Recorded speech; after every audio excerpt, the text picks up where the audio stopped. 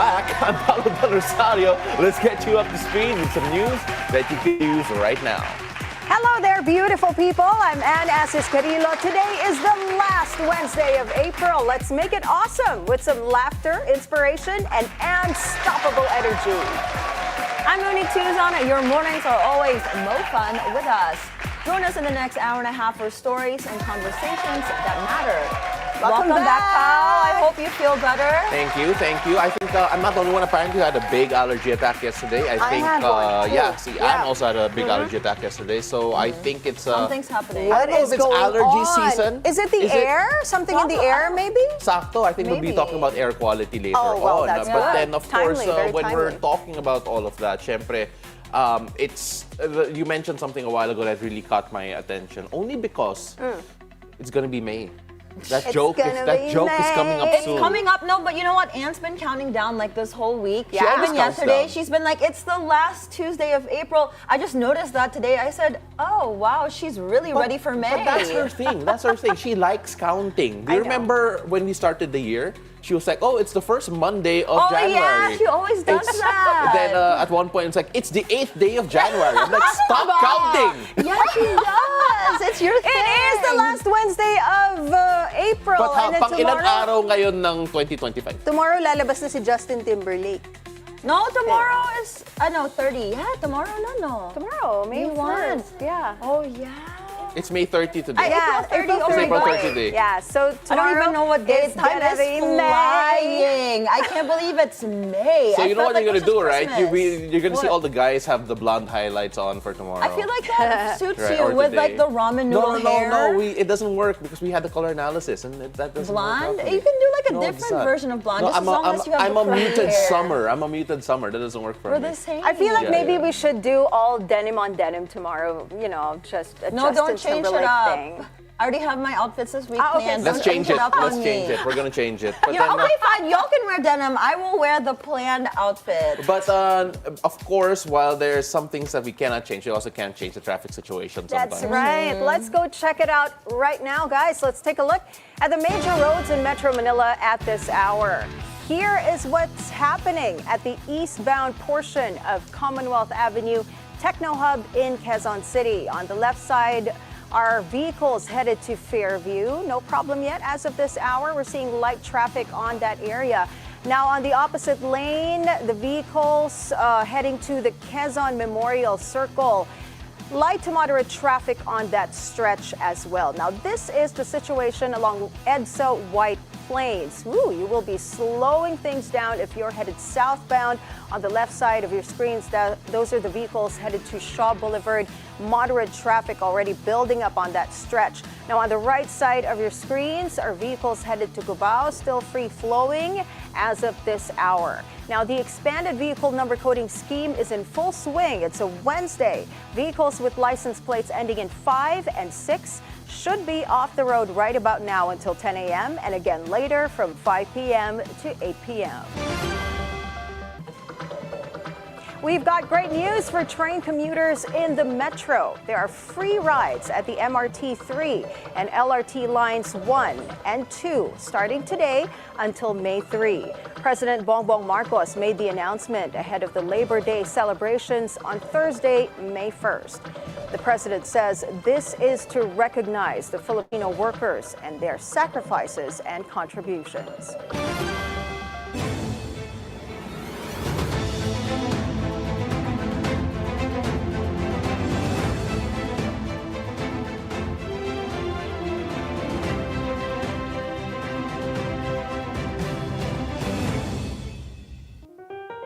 Now let's find out what the weather's going to be like this Wednesday, the last day of April. Paolo has today's forecast from Weather HQ. Take it away, Pao. So funny story, the wind blew away my jacket. But then, of course, as we take a look at the weather happening today, we are keeping tabs on a low-pressure area brewing within the country's weather monitoring area. Now, Pag-asa says the LPA was last seen approximately 805 kilometers east of southern Mindanao. Now, this system is currently embedded within the Intertropical Convergence Zone, or the ITCZ. Now, it is a wide belt of clouds and thunderstorms that are now affecting Palawan and southern Mindanao. Now, Pag-asa indicates that this LPA still has a low chance of developing into a tropical cyclone within the next 24 hours. Now, although the chances of intensification remain low, the trough, or the extended portion of this LPA, is already causing weather disturbances in parts of Mindanao, in particular the Davao region, that can expect mostly cloudy skies with scattered rain showers and thunderstorms. Now, these conditions may lead to localized flooding, possibly landslides, and especially during the periods of heavy rainfall. Now, elsewhere, let's take a look at Palawan and Mindanao. Generally, cloudy skies with intermittent rain and rain showers and thunderstorms are expected throughout the day due to the prevailing ITCZ. Meanwhile, Luzon and the Visayas areas are currently experiencing hot and humid weather due to the easterly wind coming from the Pacific. Now, these winds are raising temperatures and increasing the heat discomfort, particularly around midday. So all of that affecting these areas in particular. Now, let's take a closer look at the most recent heat index forecast issued by Pag-asa. Extreme heat continues to grip multiple parts of the country, with temperatures pushing the heat index levels well into the danger zone, signaling a high risk for heat-related illnesses. Now, topping the list is Dagupan City in Pangasinan, where the heat index surged to a scorching 47 degrees Celsius, marking it as the hottest spot in the country today. Now, close behind is Baler in Aurora with a blistering 46 degrees Celsius in terms of the heat index.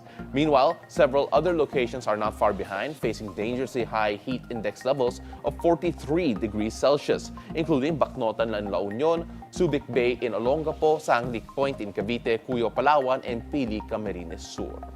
Additional areas expected to hit a heat index of 40 degrees Celsius are Pasay City in Metro Manila, Etiague in Isabela, Clark, Pampanga, Muñoz, Nueva Ecija, and Tanawan, Batangas. Also bracing for the same intense heat are San Jose, Occidental Mindoro, Daet, Camarines Sur, Legazpi, Albay, Rojas, Capiz. Now, a friendly reminder from us here at Weather HQ, stay hydrated, wear light clothing, and have some sunscreen with you. If you can, avoid direct sun exposure during peak heat hours, especially at noon.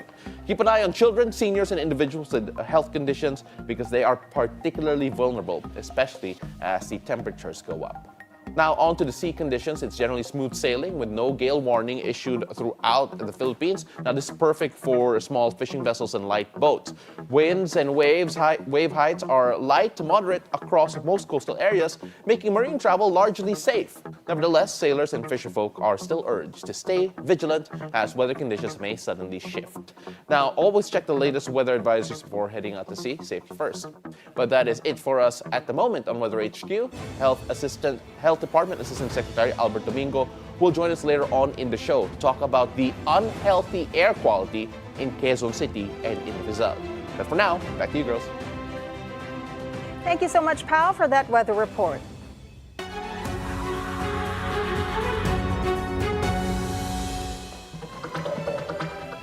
Senator Amy Marcos maintains that she has never quarreled with her brother, President Marcos.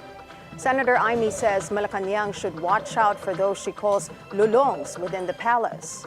The Senator's Foreign Relations Committee says it is recommending to the Ombudsman to investigate government officials over what she calls the politically motivated arrest of former President Rodrigo Duterte.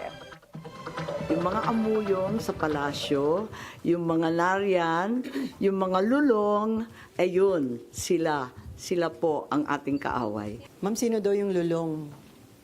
Abangan po ninyo. Senator Amy also says she's going to fight any attempts to arrest Vice President Sara Duterte. VP Sara had said she's part of the list that the International Criminal Court may soon arrest. I'm sure he's not happy about what's happening. I'm certainly miserable about these developments. Baka maireklamo kayo ng obstruction of justice just in case. Hindi ko po alam. Haka-haka pa lamang ito, ngunit sa nakita natin sa mga nakaraang 2 taon, itong mga haka-haka, duda, suspecha, madalas nagiging totoo.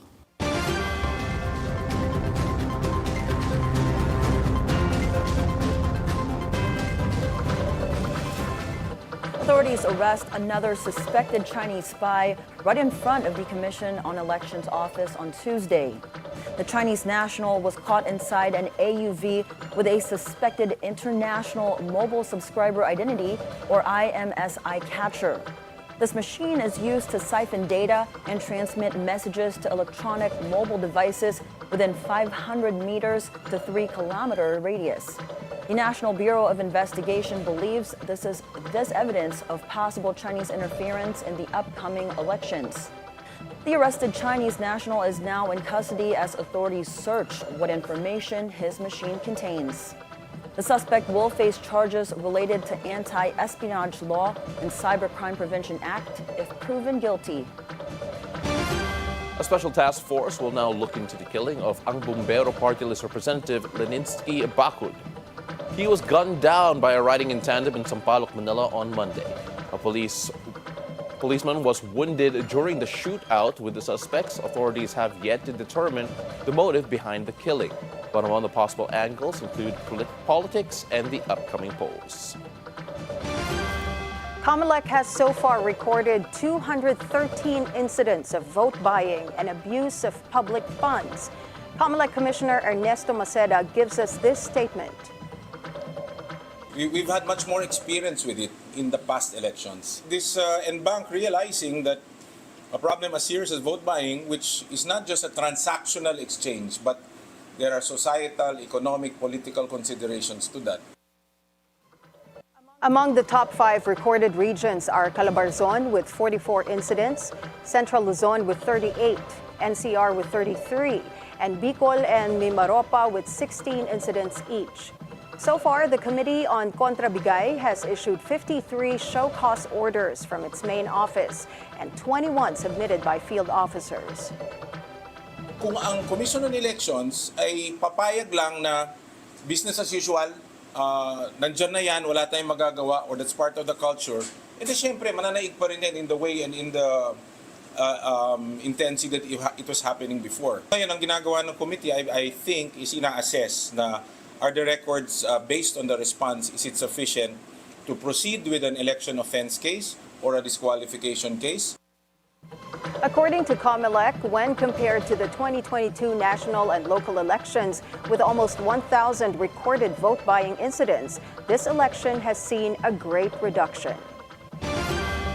The Office of the Ombudsman has placed Cebu Governor Gwen Garcia under preventative suspension for 6 months without pay over alleged grave abuse of authority.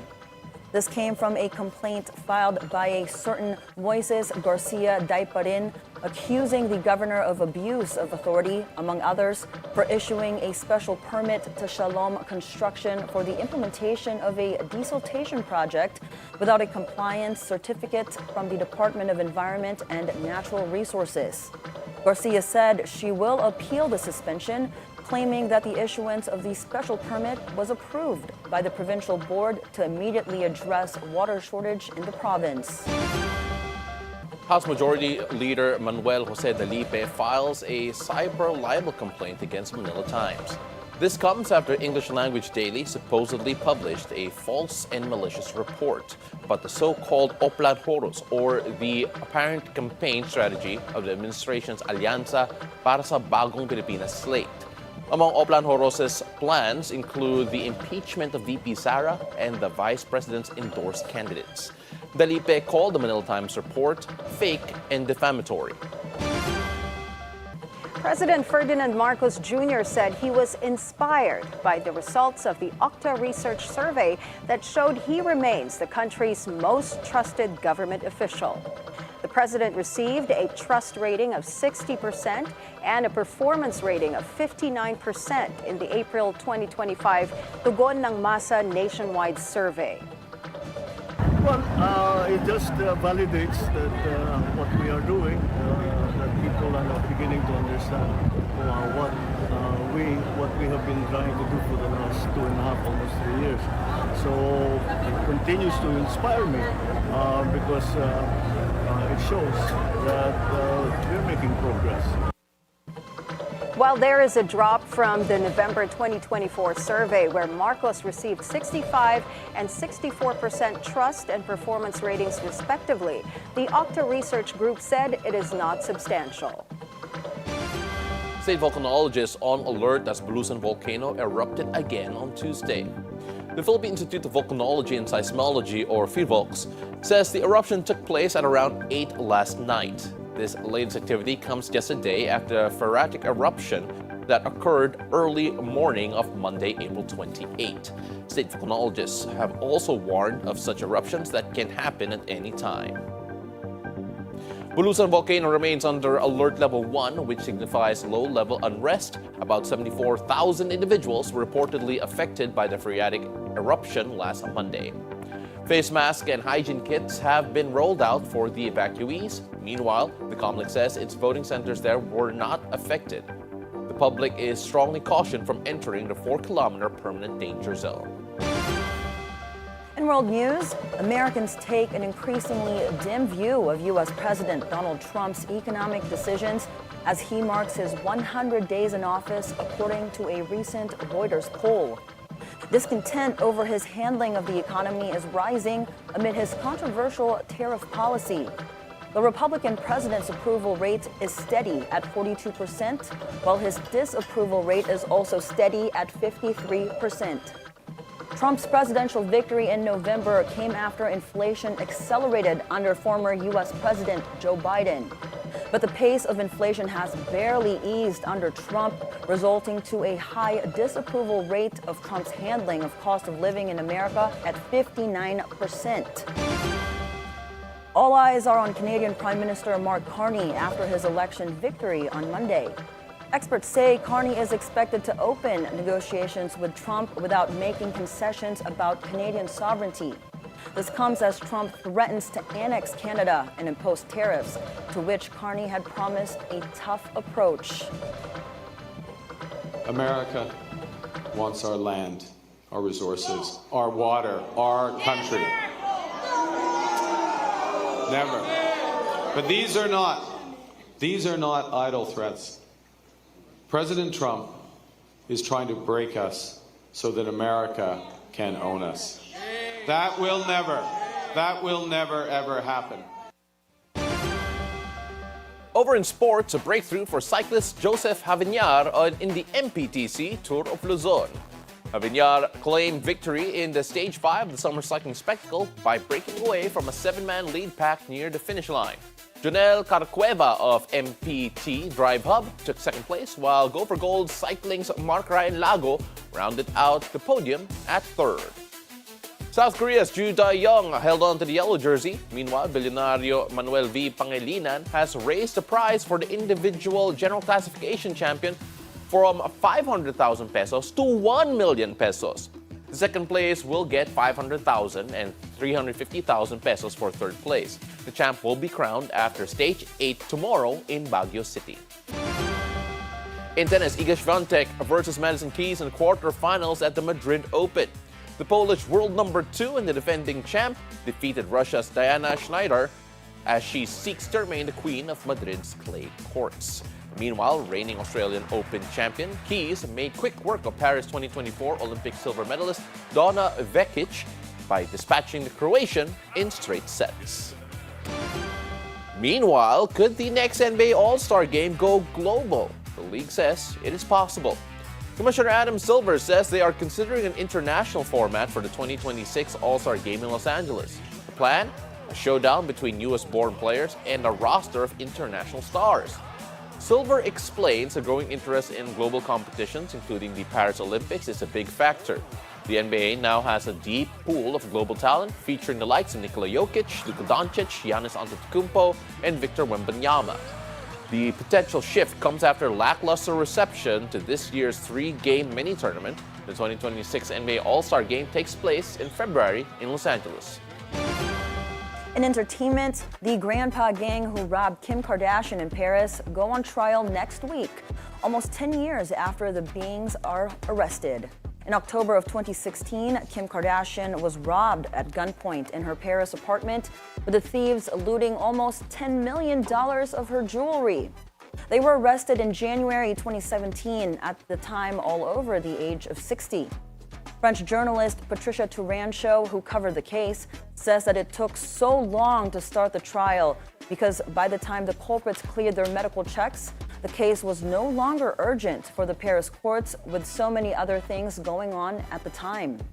Kim Kardashian's legal team said she would not comment ahead of the trial.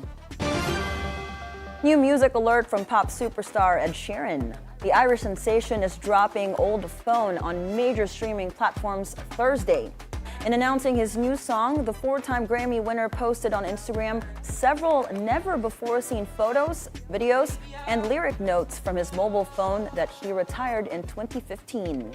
On Instagram, Sheeran says his new single was an emotional journey and hope listeners find some emotion in the song too. Grabe, can you imagine going through your old phone from 2015 and then suddenly finding lyrics and inspiration? What was your Yeah. phone back in 2015? 2015, I'm not sure. I think it was already an iPhone, but I had a Razor. You had a Razor. Still, What is I a didn't have- Razor? You didn't, Motorola. Ah, you okay. didn't have a Razor before? No, my first phone was actually a Nokia. You know that long one? The long one with the antenna. Your first phone. Yeah, that was Hindi my naman yung first nasa phone. kotse I na thought- kailangan That's what I thought Anne's first phone too, the dial The phone Nokia. thing. It was a long cell phone with an antenna on top. Is and it the then- one with the cover that you have to flip open? No. Okay. Mahal yun. No. I was The going to say that's the one Nokia. used in the Matrix. The older version of it pa. No, yeah. Grabe, si Direk really had to say that. Bago mag 3310, yan po ang phone ni Anne dati. Oo. But yeah, I mean, like, but okay, if you could go back and look at their files and lyrics or your photos from the 2015 phone. Honestly, I Would did you- that the other day. Oh, I you had, did? I had Okay. to, not my old phone, but I went through Facebook and I had to look through old albums because I had to use some of my old we were photos from terrible. 2015.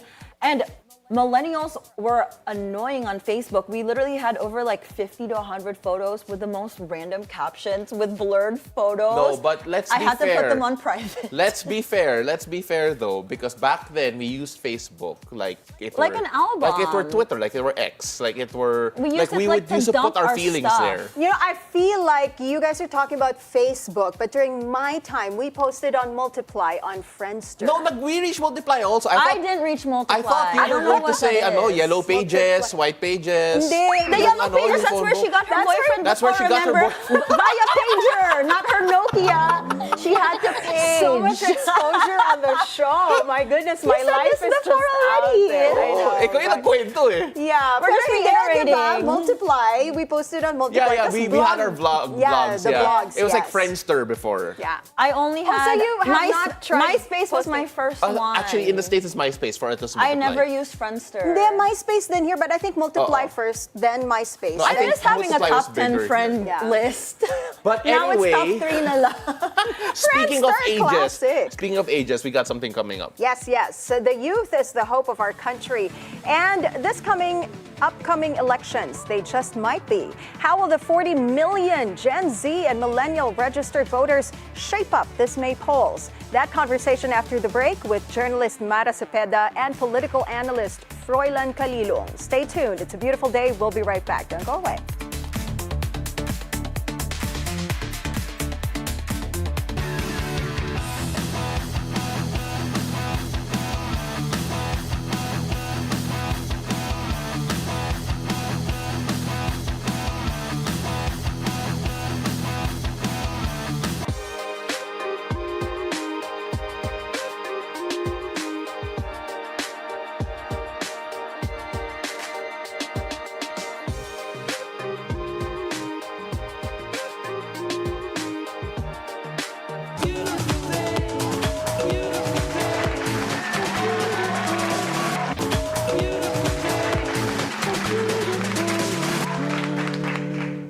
Hi there and welcome back. You're still watching It's a Beautiful Day.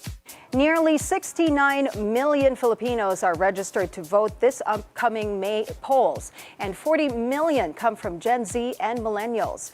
Exactly how will the digital-savvy generation shape up the 2025 midterm elections? Let's dive into it. Joining us live in the studio, the Straits Times Philippine correspondent Mara Cepeda, and joining us via Zoom, we got UST Political Science Professor Froilan Calilung. Mara, good morning. Welcome to the show. Good morning. Thank you for having me. Of course. And Professor Froilan joining us via Zoom. Good morning po. Welcome to It's a Beautiful Day. Yes, good morning, and thank you so much for having me, and it's a pleasure being here. Now, like I said earlier, around 40 million out of the 68 million registered voters come from millennials and the Gen Z. What makes this particular election significant in the political arena, especially now that we have younger generation, voting, or we have more younger generation voters? How would this affect the results of this midterm elections? Let's start with you, Mara. I think there's a lot of optimism about whether or not the youth vote would influence the midterm elections, which is very crucial for us. I mean, whatever will be the configuration, particularly of the senatorial elections in 2 weeks, will probably determine the future of President Marcos, whether he's going to be a lame duck president or not in the last 2 years of his term. And of course, there's the impeachment trial of Vice President Sara Duterte. So there's a lot of concern about where the youth will stand. But I think I should say that in the from the get-go, that it's not going to be a homogeneous vote. We see a lot of young people, young Filipinos on the internet who, are voicing out their preference for candidates who are for good governance, who are in a genuine opposition. But we have to understand it is not a homogeneous. Socioeconomic conditions would play heavily into their decision making. Whereas maybe a young voter, a millennial or a Gen Z voter will have different considerations for a senatorial candidate if they're from a well-funded university in Metro Manila, for example. It will be very different from a student studying in an underfunded state university where traditional politicians would be able to influence the way they vote. But of course, we're very optimistic, right? I mean, there are a lot of mock polls in a lot of universities, and we're seeing that a lot of the young people there tend to vote for opposition candidates who are from the liberal, kakamping side, and of course, the progressive side, right? But pre-election surveys now, a lot of the credible ones, kung karamihan sa mga botante natin ay kabataan nga.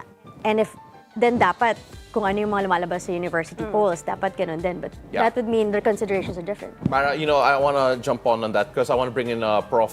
Froy here as well. Prof, when we talk about the youth voters in particular, especially now that we're looking at them as mga Gen Z, mga millennial, and of course how they are affected by the things that they hear online, mga disinformation, being able to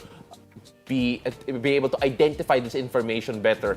Are there different? How would you describe this particular youth vote? Because it feels like they are more influenced by things happening digitally at the moment. Do they differ from, let's say, yung mga youth vote of maybe 2 election cycles ago? Yes, definitely. I totally agree with that. The mere fact that we have a generational shift, not just a demographic shift, but a generational shift in terms of our voting populace right now, as we know it, majority of them are actually coming from the Gen Z and the millennials. So definitely these are more tech-savvy people. They're more into digitalization. And so they normally get their content, practically their source of information from social media and from the digital mechanisms. And so this is the reality that many of our politicians and those candidates that also are vying for the positions right now in the government should also try to touch base with this reality. And so what we're seeing right now are contents that are basically snackable, bite-sized contents, reels. We're looking at TikTok primarily, and so this is something that is the natural trajectory, I believe, because many of our politicians would really want to capture this big size electorate number, especially coming from the Gen Z and the millennials.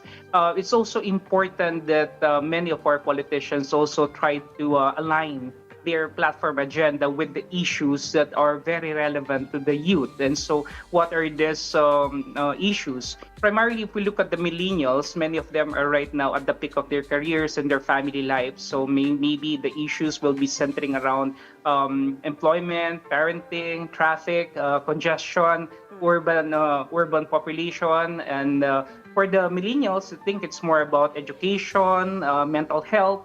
They're looking at climate change, digital infrastructure. So basically, what I'm saying here is that many of our politicians, and I think I'm seeing it right now, many of the candidates, not only in the local but also in the national level, are actually basically trying to capture this niche market for this 2025 elections. And so they're aligning their programs and their platforms alongside the demands of this young voting population. You know, Sir Froy, I really like what you mentioned a while ago, how they are adapting to try and reach out to this young generation, the millennials and of course the Gen Zs. You use the term snackable, bite-sized. And Mara, I'm not quite sure if that's the best way to really communicate yung mga plataforma nila, especially kapag 30-second reels, mga ganon. But how does the virality of content actually affect the delivery of information, especially with this new generation that we have? Tama si Prof, it's the best way for candidates to reach the youth. I teach a journalism class in UP, and I ask my students, mga journalism students na to, na if you weren't given an assignment to read the news or follow the news, how do you consume it? And then they said, ma'am, whatever appears on my news feed. And we've seen since 2016, since Duterte became president, that populist candidates who come from political clans tend to be the first ones to tap into technology. And so if candidates right now want to influence the way young people vote, they're pretty much doing it already. Yeah. Ang dami nilang pagpapakute na style on social media, right? Yeah. We see a lot of, and it's not just in the Philippines. I mean, for example, Prabowo from Indonesia, from a very populist, medyo strongman figure, was able to brand himself as parang teddy bear grandpa, and that's how he won the Relatable, presidency. fun, yeah. And Filipino candidates are doing the same thing. When you're online and hindi ka na masyadong discerning, whatever you see on your feed, if you keep on seeing it, it's being fed to you, maniniwala ka eh. And you have to understand that a lot of these social media platforms, particularly TikTok or Instagram Reels, the algorithm is created to lure you in. Right? It's not, there's no regard as kung totoo ba yung content or not, if it's for democracy or not. Right? So if merong mga troll farm yung mga kandidato at kaya nilang mas maiangat sa algorithm yung images of a candidate na parang cool tito lang or heartthrob material, maniniwala ka eh. Tapos magaling sila, charming sila. And then they will tell you na ito yung bill na gusto ko that, say, if I'm anak ako ng tricycle driver at gusto ko ng mas mataas na wage, halimbawa, kung yun nasasabihin ng kandidato on TikTok in 30 seconds at maaabot sa akin, wala na, talo na yung mga kandidato na maganda yung reform, pero hindi ako naabot. Well, with that being said, right, with all the reels and whatnot that they're posting online, and you said it may or may not be true, but for those who want to make an educated vote, how do they spot those misinformations and make a educated choice when they come to vote? Then you really have to do your research. There's no way around it. Whatever you see online, you always have to take it with a grain of salt. If this candidate says it, you really have to, go to another tab on your phone and check. Is this bill something that he really champions? Pag sinabi niya na 300 bills yung naipasa niya nung siya ay senador, totoo ba yun? Right? Or dinagdag niya lang yung pangalan niya. Pero hindi siya yung nag-champion. Pero a lot of our leading candidates for the Senate, for example, because I do cover the Alianza slate, for example, and the PDP Laban slate. A lot of those in the top, in the winning circle, would say that na I authored this, I championed this law, but really, it's really some of their colleagues who are from the opposition who led the investigation or who really did the lobbying, tapos dinagdag nila yung The problem is, people don't say this on TikTok. checking. Exactly, right? There's so much more detail that doesn't go through social media. Yeah, how do you think, or how vulnerable do you think the young voters are to online manipulation? You know, seeing all these things and having to research talaga to discern whether these are fake or misinformation, disinformation. That's How do you actually- think how vulnerable are they? Let's have Prof. Froy answer that. Yes, actually. yes. Prof, Prof. could you Froy. answer that for us? Well, I think in terms of vulnerability, I think it will still depend on their orientation. I would say generally that most millennials and Gen Z people nowadays are very discerning, and they're really more into fact checking. They do not necessarily fall into those narratives. But of course, I'm speaking in behalf of those that are in the urban centers. But then again, it's quite different in the rural areas, wherein the problem of poverty still dominates the electoral sphere. I mean, when you talk about vote buying, when you talk about this influence peddling, patronage politics, this somewhat casts a kind of doubt to the idealism of many of these young voters, because even if they would want to change the political landscape, the fact remains, and that the political reality in the country is that we're still dominated by dynastic politics. There are still many of them that are considered as traditional politicians, and they try to interfere with the kind of idealism that the youth should actually and would want to portray and would like to project in our electoral arena. But then again, this is something that we should, and I think we need to really work on. I think the COMELEC should actually be all hands on deck on with regard to these issues and to this problem, so that at least the idealism of the youth, of the young voters, will not be impeded by the political realities that are actually existing. But in response to the question, yes, I believe that they are basically not easily swayed by things, especially those narratives that they see in mainstream media. I think many of them would want to prefer to get their bits of information from influencers, from bloggers, and the like. So we're seeing right now a bit of a divergence from the traditional source of information, as we have mentioned a while ago. Prof, you mentioned idealism there. When we take a look at the idealism of this particular generation, syempre, the younger in particular, the hunger for change, I guess, is a bit more, pronounced, I think is the right word to use here. When you talk about yung idealism and how the more traditional politicians have tried to affect that, how do they reach out to this particular generation to try and change that narrative for them?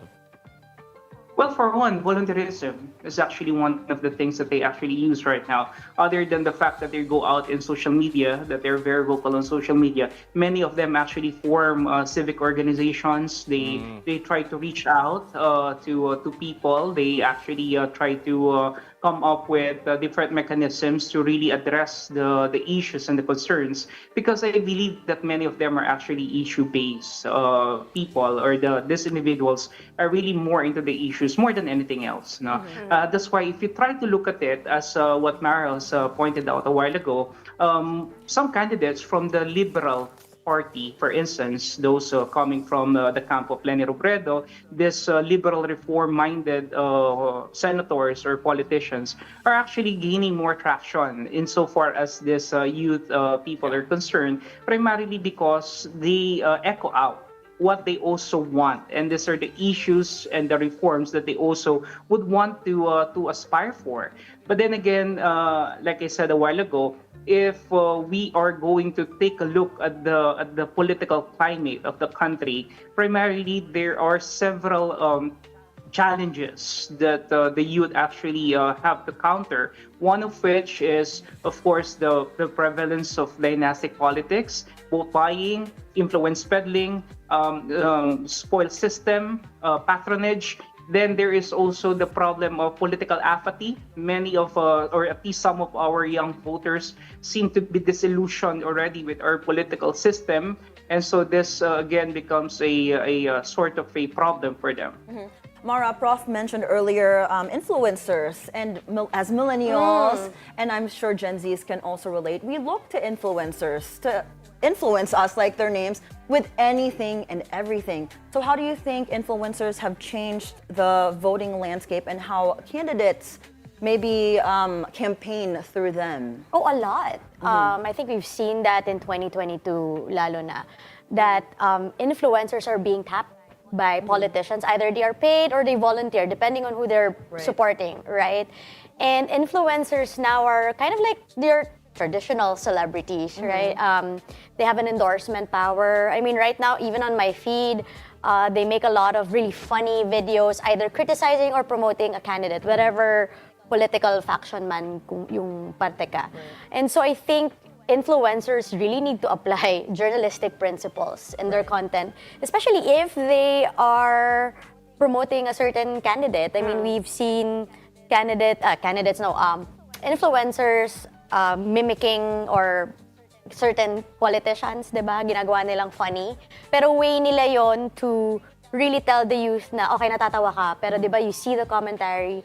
But then, other influencers are tapped by pro-administration candidates as well, and they're very effective about it. So, for example, the influencers that are tapped by the progressives and by the liberal side of Philippine politics are different from the vloggers and influencers tapped by the Marcos and the Duterte factions, and they're all going viral.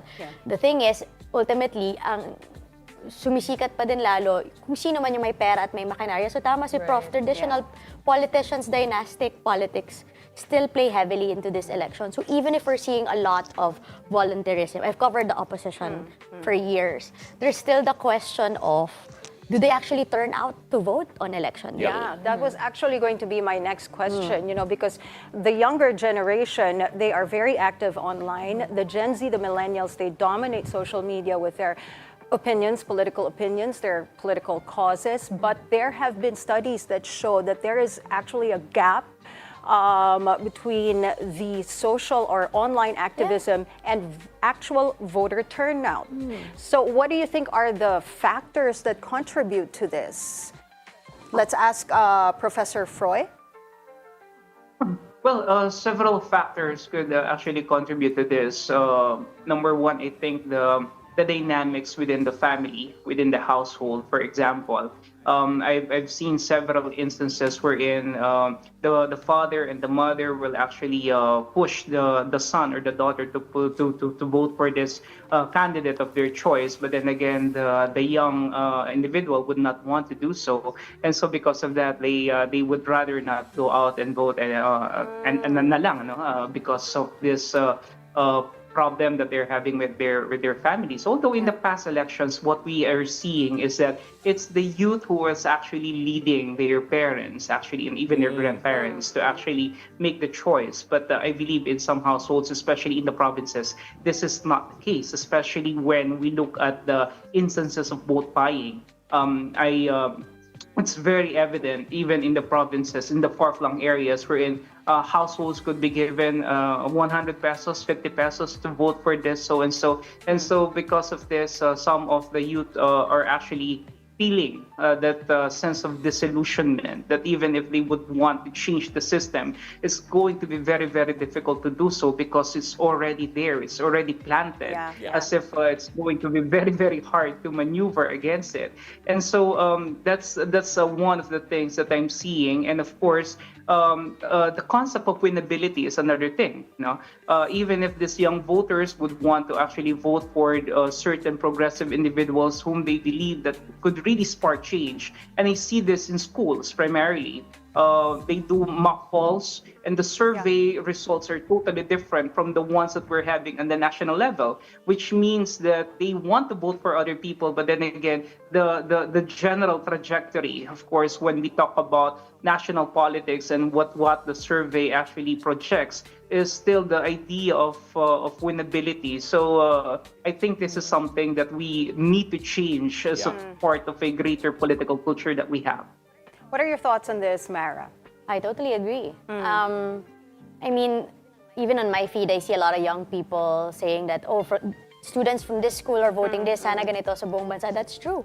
But again, babalik din ako sa sinabi ko that the way that Ilocano students would vote would be very different from how Davaoenyo students would vote. And we've seen breakdowns of credible surveys showing that up north, maybe Alianza candidates would be leading.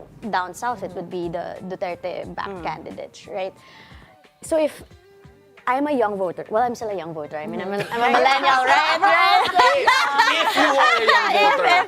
I already voted, but young people today, if they want to disprove a lot of the criticisms that, there's no homogeneous vote, that madami sila eh. I think 63% of if I'm correct, of the registered voters in the 2025 elections are young people. Then time to make your voice heard, right? Because we're seeing a lot of people making the argument that, okay, if the older generations would choose the traditional politicians, the repercussions of their decisions will not be with the older generation. It's going to be on us. That's right. So if that's the thing, you really have to get.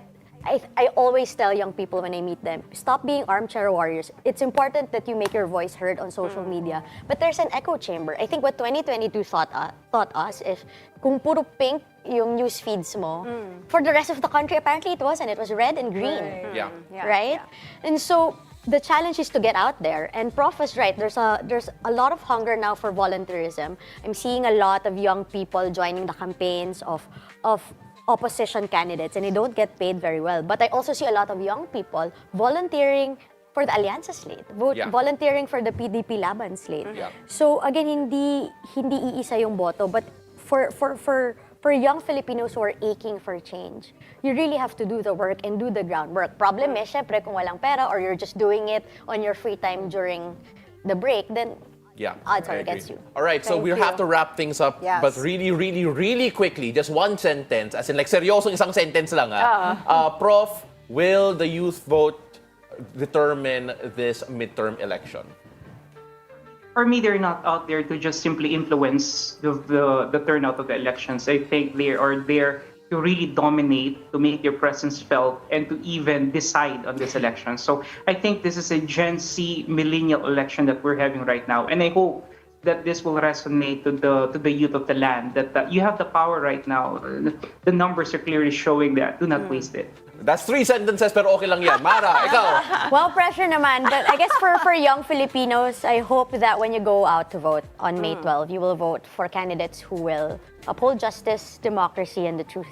Okay, wow, that's a lot better. Great. That was a great conversation. Thank you so much for joining us today, Mara. And of course, Professor Froy, thank you so much for your time. That's Straits Times correspondent Mara Cepeda and UST political science Professor Froilan Calilung this morning. Thank you so much.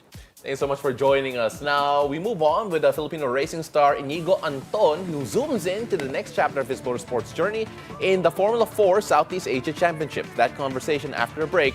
It's a beautiful day. We'll be right back.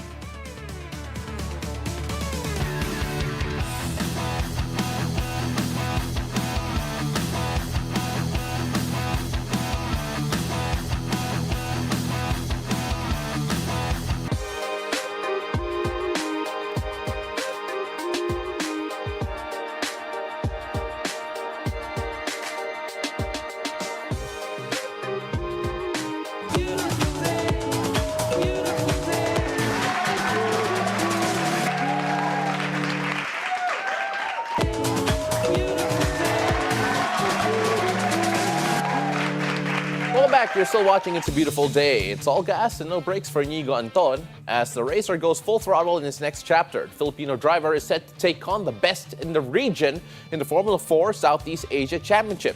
The racer Iñigo Anton now joins us live via Zoom all the way from Kuala Lumpur, Malaysia. Magandang umaga. It's a beautiful day. Iñigo, how are you? Magandang thank you so much for having me. I'm all good here, and yeah, we're preparing for my race this weekend here in Kuala Lumpur, Sepang. Yeah, you know, Iñigo, I had a chance to work with you in the past and just talk to you about your career. Of course, just looking at your transition to really making a name overseas, just how has that been like for you? I know this is not your first race overseas, but then it feels like every single step feels like a milestone almost. Yeah, I'm definitely grateful to be able to compete again internationally. This will be my third ever race in Formula 4, but I've raced multiple times here in Malaysia. And I'm just really honored to be able to represent the country. It is my first full season in Formula 4, and I never thought that I would be able to get to this point in my career. So truly blessed that I have a good team supporting me as well. So yeah, really looking forward to this year. Iñigo, you had prior experiences in karting, touring cars, and e-racing. How did these experiences prepare you for the challenges of Formula 4? Yeah, based on my previous experiences, all of the races that I've competed in have prepared me and have trained me a lot to be able to drive these Formula cars. I would say these are the most difficult cars to drive, and it takes a lot of consistency and patience to drive. So I've raced in multiple categories across the Philippine Championships with slaloms, which are just around pylons, and also karting, which is the stepping stone and foundation of many racers. So I take all of these experiences I can because they all translate with each other, and especially with sim racing, of course, where it's virtual racing in racing games. I actually practice these cars. So I take all of what I've learned from those and I make sure that I can, do my best and be fully prepared for the races to come.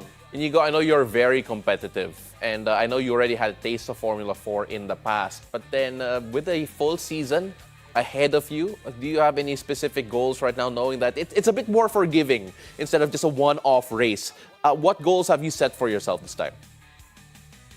Yeah, definitely. The past years I've only been able to do one round. So this time I'm going to have 5 full rounds this year with 15 races in total. So there's really a lot to learn. The opportunity and the goals are all present. And, I'm looking forward to maybe hopefully snatching some wins and podiums for the Philippines, of course. I gotta just, keep my head down, but at the same time, always keep focused. So that's what I'm looking forward to. But at the end of the day, I'm just really grateful that I have this full season where not only I could try and win, but also learn a lot of experience. Iñigo, I think it's really cool that you're being mentored by Alex Yung. So how has his mentorship towards you influenced your approach to racing both on and off the track?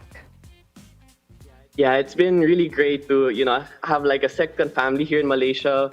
Our team, Black Arts Racing, is headed by former F1 driver Alex Yung. So he's got a lot of experience and he's helped me throughout the years. We started working with each other in 2020 online in the virtual world in sim racing. And just from there, everything he has to say to me and how he coaches me, it's really different. And I gotta say, it's really been a turning point in my career. So I'm really grateful that with my sim racing team from Malaysia, Axel Sports, we're able to continue to keep developing my skills and honing my racecraft. So, looking forward to finally being able to run a full season with him and Black Arts Racing. Iñigo, are there particular lessons or insights from Alex that have significantly impacted your development as a driver? I have to say it is, the grit and the teamwork that everyone has around this team. With Alex, he's made it to the top of I would say the pinnacle of motorsports in Formula 1. So he knows the ins and outs of how to be competitive and how to become a really good racer. So with that, he showed me how much dedication and motivation I have to put into my craft. We spent countless hours and nights, on the simulator, trying to just perfect what I can do in the car. And that's why I gotta say it has made me, become so successful, not only there in Malaysia, but as well as the Philippine Championships here. Yeah, you know what, Iñigo? I remember just talking to you and your family a few, I believe maybe already a year or two back, and you just got your driver's license. But then when you were looking at your career, you've been driving a lot more before that. Just how important, I want to talk about your team right now in particular, especially your family. Just how important has their support been throughout the years? You were the youngest slalom champion, if I'm not mistaken, at one point. And of course, moving forward here, they're still behind your back. In fact, I think your mom's holding your phone right now. Just what particular role have they been, have they had here in this career that you've had so far? Yes, my family has been, the center of making me successful or making me have this career of mine that I'm so happy to have. It started when I was 8 years old, when my dad taught me how to drive a car, but it was in a safe way. Don't worry, it wasn't in any road or streets, but it was actually in the racetrack where we're allowed to practice and with all the safety and all the gear to make me prepared for driving cars. So from there, they've just been a part of my life, and they've been so supportive of me, and I can't thank them enough for what they've given to me. And this is like with racing, it's pretty much all our passion. We're all race car drivers at once. Even my younger brother is also starting, so we treat it as a family bonding time as well. So we're just always happy, and we're all here in Malaysia right now to be able to represent the country. So they've been super supportive, and I can't thank them enough. Oh, that's so sweet. Iñigo, I want to talk about your training, because I've seen how you guys train, and you guys are built differently. But with that being said, how do you mentally prepare for a high-level competition like this? Yes, there's a lot of pressure and nerves going into this race. It was one of the biggest races of my career, and I know there's going to be a lot of effort needed to be able to do well in this series. So over the past months, of course, there's that physical training with going to the gym and exercising different, the essential parts of my body, especially my neck with the G-forces. Yeah. So a lot of training has gone into that, and it's a lot of cardio and endurance. And I gotta say, after doing some tests yesterday, looks like I'm doing well and not getting fatigued with it. Yeah. But aside from the physical side of things, there's also the mental preparation, and as well as the simulator training. The simulator is where, it's the closest thing to real life. And since I cannot be, in Malaysia testing for a month or two straight, then the next best thing that I have is the simulator. So we've been actually on the simulator almost every night with my team for the past 2 months. And we've been racing against actual F4 and F3 drivers around the world. So that is a pretty nice thing to have international drivers race against you, and at the comfort of your home. So the preparation has really mostly gone into that.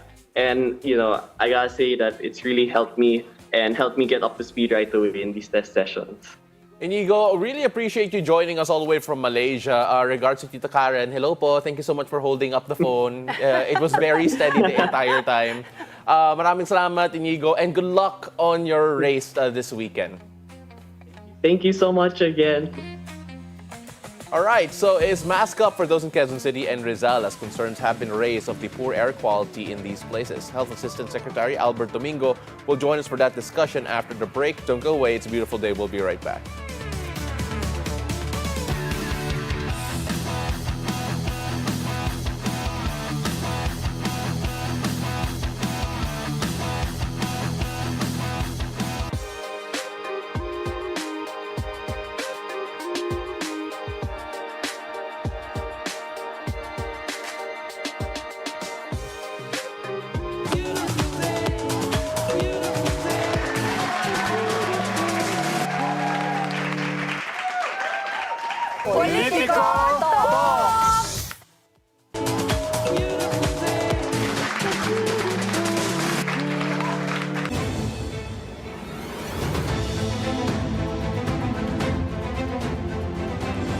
Welcome back. You're still watching It's a Beautiful Day. This is Weather HQ.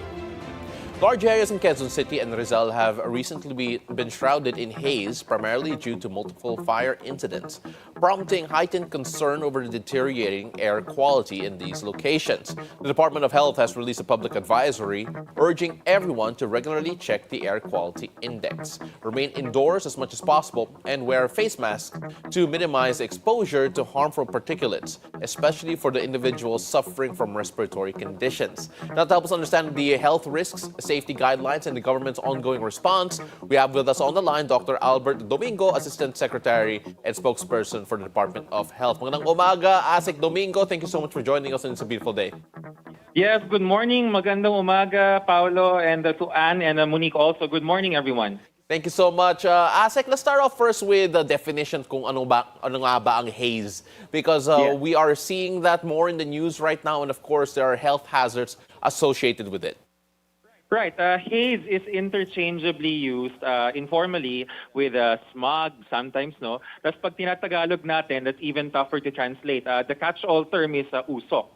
Although in English, usok is smoke. Now, what's important across all the terms, in particular sa haze, is yung particulate matter. That's what we released yesterday. We explained that particulate matter, or PM as it's called, has two sizes of concern. Yung 10 micrometers and yung 2.5 micrometers.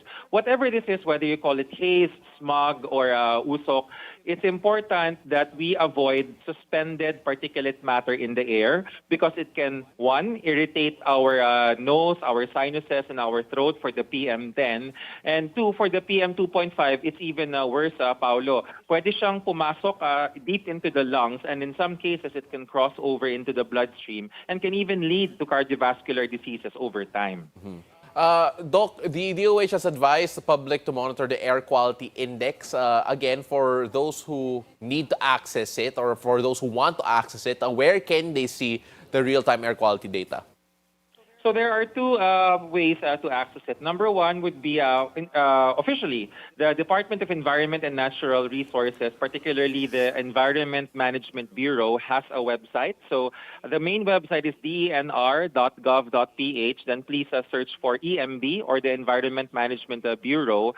But another way, a bit more convenient, is to download your favorite weather app. Whatever the weather app is, as long as it's getting data on the Philippines, chances are there is a section that says air quality index. And then there will be the green, I think that's healthy or fair. And then if it gets worse, it says unhealthy, severely unhealthy. The worst would be emergency. So importante yun, Paolo, kasi it's like the heat index, diba? Nowadays, it's summer, so we check on the heat index. We will know what to wear, what time to avoid the sun. With the air quality index, we know what areas to avoid if possible, or if we can't avoid the area, if we should bring a mask or not. Mm-hmm.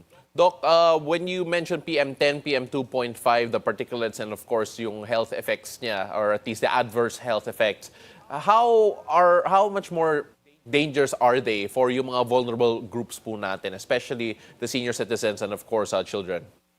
Right. Your sensitive populations, as we call them, or vulnerable groups, would include, you're correct, the senior citizens, the children. But in this particular case, Paolo, because we're talking of respiratory illnesses, those with bronchial asthma, yung mga may hika, those with chronic obstructive pulmonary disease, emphysema, usually sa mga mas matanda yung COPD tsaka emphysema, ito yung mga delikado because to the general public without these diseases, for example, if the air quality index says poor, baka kaya pang itolerate ng general public. Pero dun sa mga sensitive, pag poor, nagsisimula na yung mga asthma attacks, nagsisimula na. And how does an asthma attack feel like? I say this from experience because I'm also an asthmatic. You actually feel like you're drowning. Parang hindi ka makahinga kasi ang higpit ng baga mo. So, yun yung pwede mangyari if you are part of the sensitive population in an area where the air quality index is poor or worse. Doc, one of the advisories we had was the use of face masks yet again. Of course, schools are there's still some schools there that are still having classes. What advice is normally given out to those going to schools at the moment, and of course, even those going to work in general? So the challenge with face masks, since you mentioned the school, age is also a factor in the proper use of face masks. Remember, during the pandemic, it was difficult to make a judgment call whether to require 5 years old and below to wear masks because children don't, particularly 5 and below, they don't clearly understand what the use of a face mask is, or they can't tolerate having a face mask, no matter how small or how fit it is on their face. So maybe let's talk about the older children. The school, if air-conditioned, will probably have a better chance because your air cons have filters. But if you don't have air cons, you can still ask kids 5 and up to wear face masks. But in this case, dapat N95. And I'll go now to the office age, no? Ganun rin. If you're in the office, chances are the office is air-conditioned, malinis naman yung hangin. Pero kung hindi siya, and you're in an area na talagang bad yung air quality index, kailangan naka N95 face mask kasi yung particulate matter yung iniiwasan natin. ASEC, of course, all of these advisories did come because of the sudden haze that did happen in Quezon City and Rizal in particular. Is it advisable to actually have N95 masks still within reach, especially for those commuting, just in case, considering the air quality being experienced currently at the moment? So some practical advice, if you belong to the sensitive population, meaning you do have the diseases mentioned, asthma, COPD, emphysema, it may be good to have an N95 mask with you if you are going to an area where the air quality index is poor or worse. Wala kang magagawa, you have to go there. So bring an N95 mask with you. Pag tayo naman, general public, wala naman tayo ng ganung conditions or hindi naman tayo vulnerable population, kahit yung mga cloth masks, they still help. And even yung mga medical masks are also allowable. So the N95, don't go out there. No, everyone who's listening and watching, this is not like a situation na let's go to the nearest drugstore and buy an N95. No. It's only for sensitive population. Kasi ina-anticipate ko na, Paolo, baka mamaya mag-panic buying. No, hindi po. Yung sensitive populations lang yung magbe-benefit from the N95. Doc, any last piece of advice before we let you go? At the end of the day, Paolo, this is all a matter of even the upstream. Meaning when I say upstream, where does the particulate matter come from? So we think of the smoke emissions from cars, yung mga smoke belcher. We think about the industries, the factories. We think about even yung mga nagsusunog pa. Narinig ko kanina off-air, sabi ni Monique, what is siga? Diba? Siga is burning. Oh my God, I got exposed, Doc! Diba? Well, bawal nang magsiga actually kasi merong nga Clean Air Act. So hindi na tayo dapat nagaganon. So again, it's a concerted effort. Hindi tayo dapat nagre-react lang kapag nagkakaroon ng haze kasi medyo advanced na yung haze eh. Let's prevent air pollution so that we don't have to talk about wearing masks or panicking because of these situations. Thank you so much for that, ASEC. Nawala yung pagkasiga ni Mo dahil dyan. Thank you so much, ASEC Domingo, for joining us on the show. And hopefully we can have you in person this morning next time. Thank you so much. I look forward, Paolo, Anne, and Monique. Good morning. All right, that's it for Weather HQ. Anne, back to you. Let's go find out if our good fortune today is clear or hazy. What do the stars have in store for us today? Let's find out from our resident energizer and feng shui master, Hans Kua, in our horoscope of the day. Take it away, Master Hans.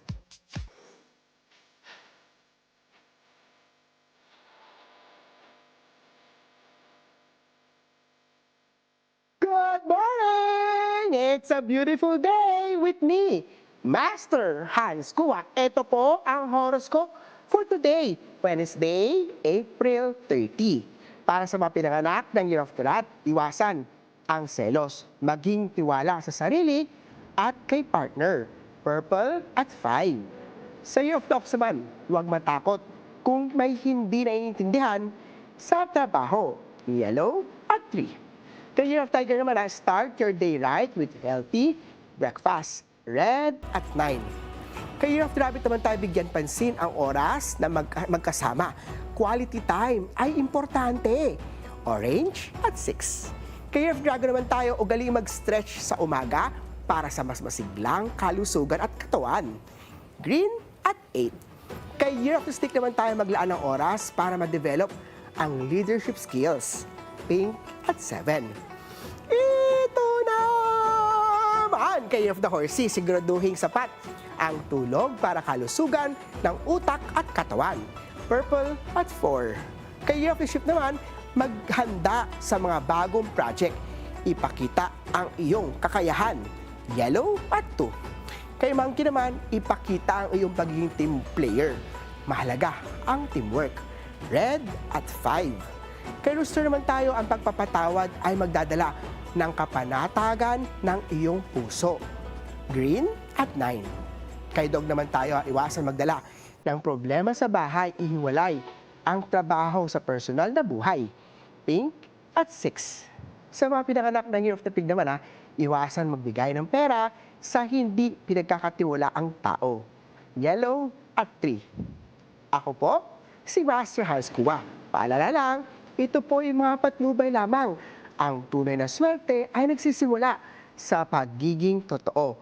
Abangan araw-araw ang horoscope of the day. Dito lang po sa isang beautiful day with me, Master Hans Kua. That's my favorite part. Thank you so much, Master Hans Kua.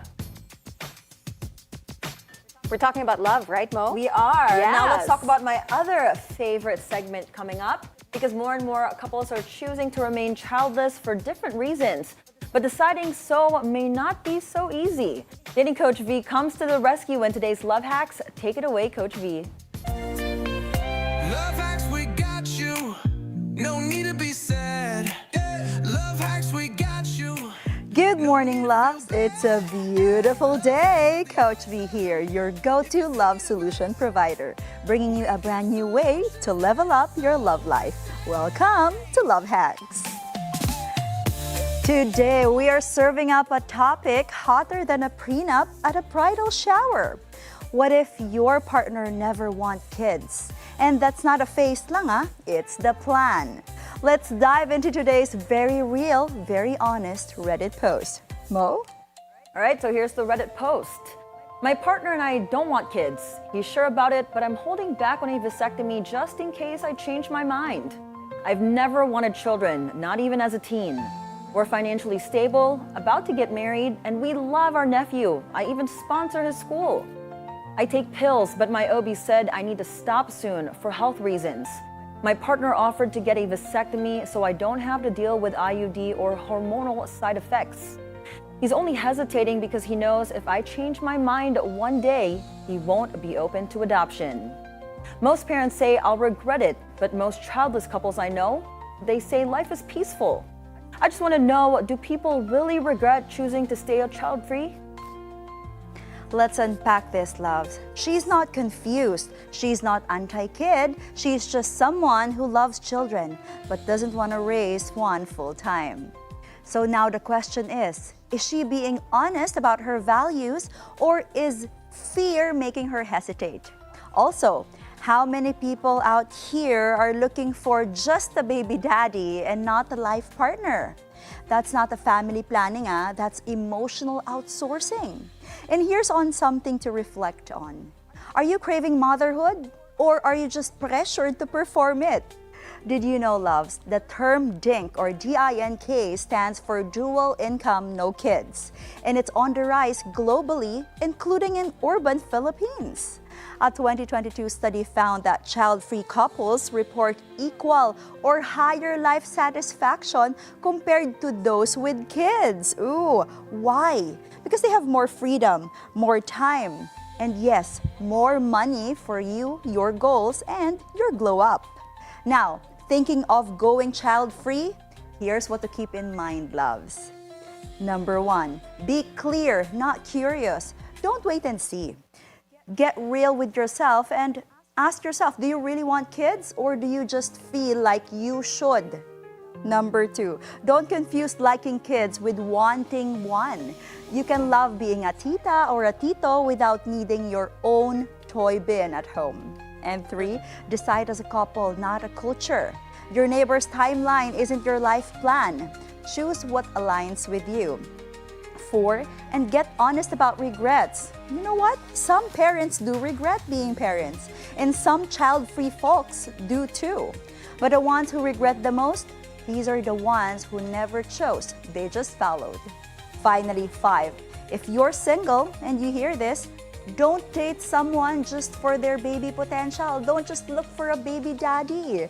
A good parent is not always a good partner. If you're building a family, start by choosing the right foundation. So true. Let's ask the parent first. Yes. The one with a child.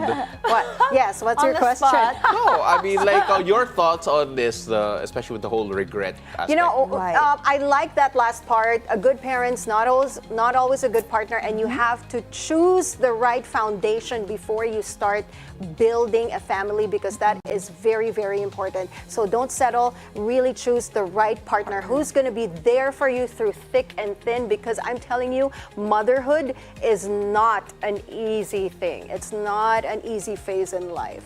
And quick question for you. Was it more on, is he a good partner, or is he a good, is he gonna be a good father? What was in your mind when you were dating your husband? He was a good person.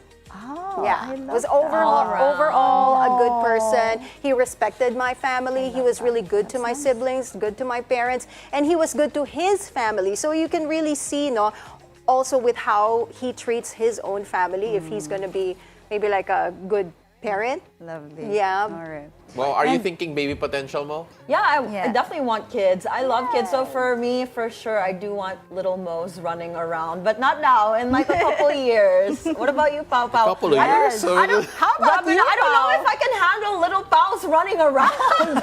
Don't worry about Little that. Paos bullying us all the time. Little gorilla. Kayo talaga.